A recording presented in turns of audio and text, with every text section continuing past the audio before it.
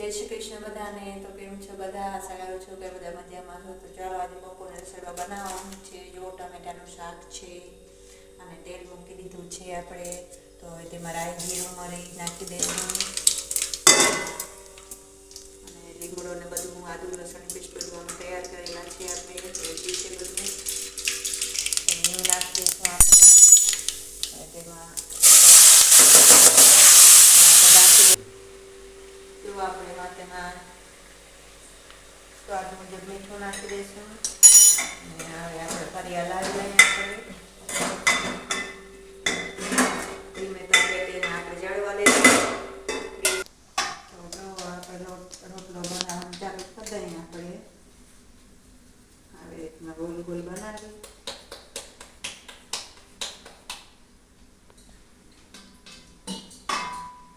કિનારી પર પાણી લગાડશું બરાબર, જેથી કરીને આપણે ગોળ ફાટે નહીં.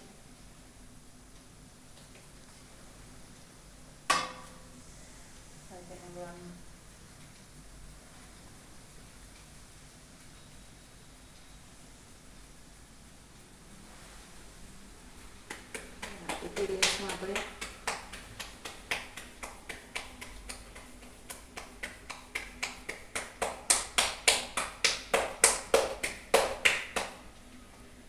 એકદમ પતલો અને મોટો રોટલો બનાવશું આપણે.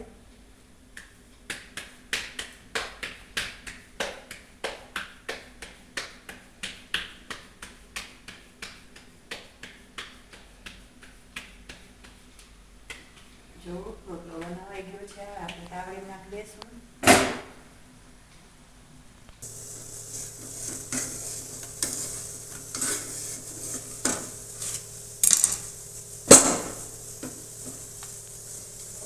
તવાઈ ગયો છે. બીજો રોટલો કરી તૈયારી આપણે. તો ચાલો આપણે જોઈ લઈએ કાપી ગયું છે કે નહીં. તો જો થઈ ગયું છે સરસ મજાનો. હવે આપણે એને પલટાવી લઈએ અને બીજો રોટલો આપણે બનાવી લઈએ. બીજો રોટલો બનાવી લઈએ અને શાક ધીમા તાપે સીજે છે.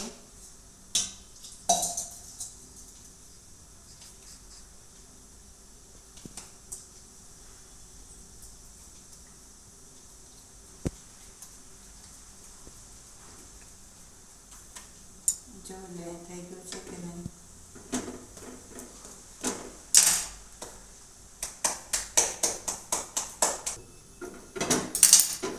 જો રોટલો થઈ ગયો છે સરસ મજાનો આપણો.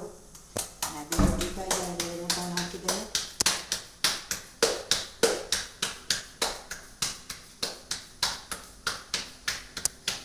બની ગયો છે અને નાખી દઈએ.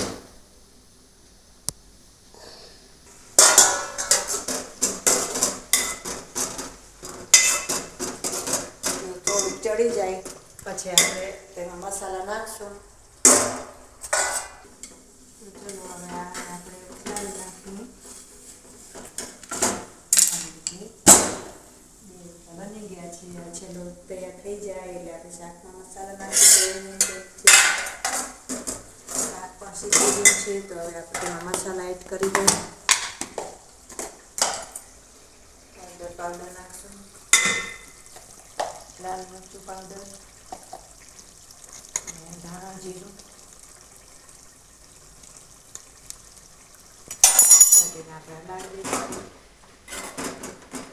પછી ચડવા આવે ત્યારે આપણે ગોળ નાખશું થોડોક.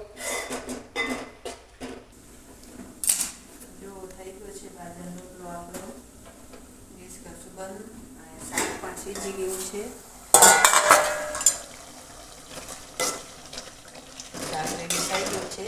હવે આપણે તેમાં દાણા નાખી દઈશું લીલા.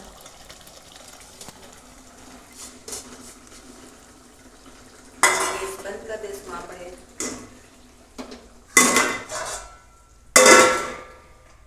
તો આપણે રસોઈ રેડી થઈ ગઈ છે અને પછી જમી લઈએ. તો ચેનલમાં નવા હો તો લાઈક શેર અને સબસ્ક્રાઈબ કરવાનું ભૂલતા નહીં. જય શ્રી કૃષ્ણ બધાને.